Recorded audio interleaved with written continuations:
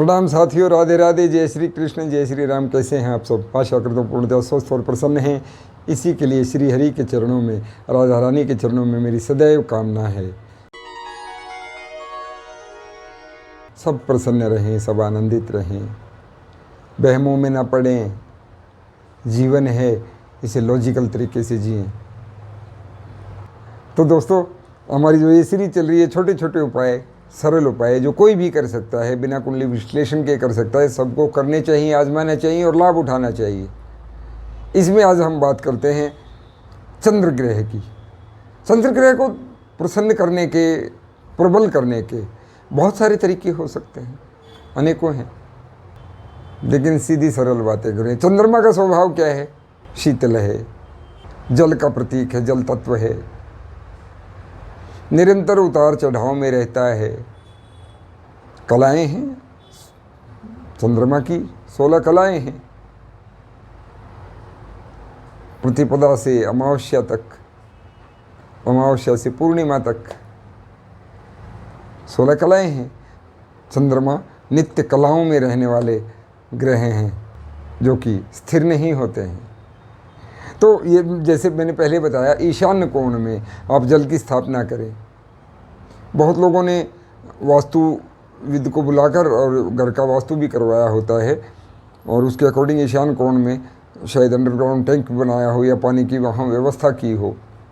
लेकिन क्योंकि चंद्रमा अस्थिर हैं, चंद्रमा लक्ष्मी के प्रतीक हैं, लक्ष्मी अस्थिर है, इसका नाम ही चंचला है। तो उसको कैसे स्थिर किया जाए, कैसे चंद्र ग्रह को अपने मजबूत रखा जाए। चंद्रमा यदि मजबूत रहें तो तन, मन और धन तीनों प्रकार से लाभ देते हैं। चंद्रमा को प्रबल करें तो ये बहुत सारे अशुभ ग्रहों की स्थिति को भी काबू में करने की क्षमता रखते हैं।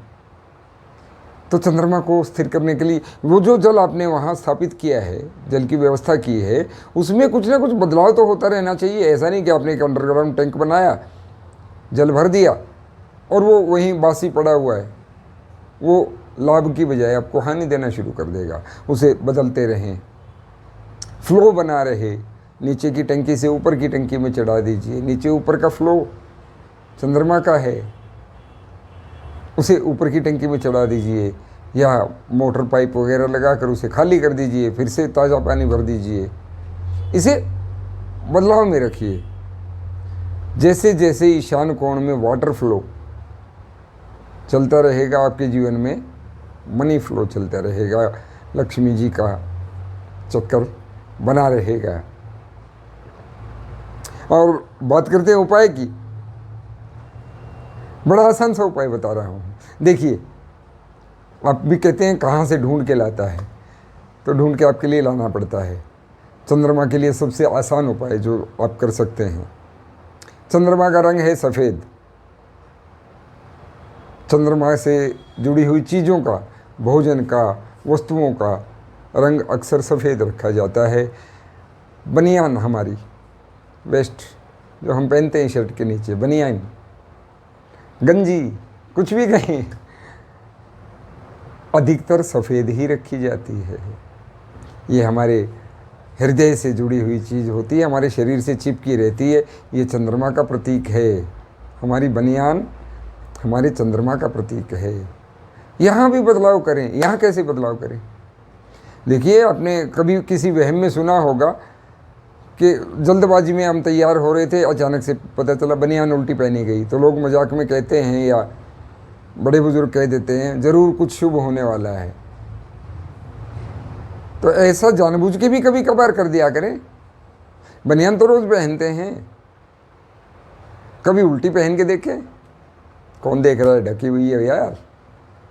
कभी कभार हफ्ते में, 15 दिन में एक आध बार अपनी बनियान को उल्टी पहने, पलट कर पहने।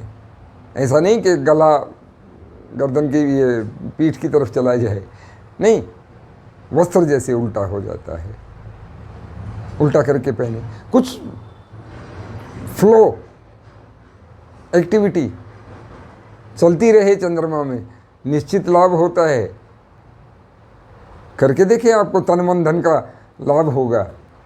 तो दोस्तों, वहमों में ना फंस के ऐसी छोटी छोटी चीज़ें, एक्सपेरिमेंट्स करके देखें, आपको निश्चित लाभ होगा। हमने आजमाए हैं।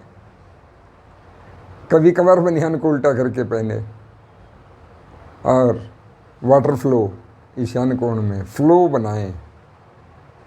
2 दिन में नहीं, 4 दिन में सही, हफ्ते में सही, पानी में उतार चढ़ाव बना रहे, बदलाव बना रहे।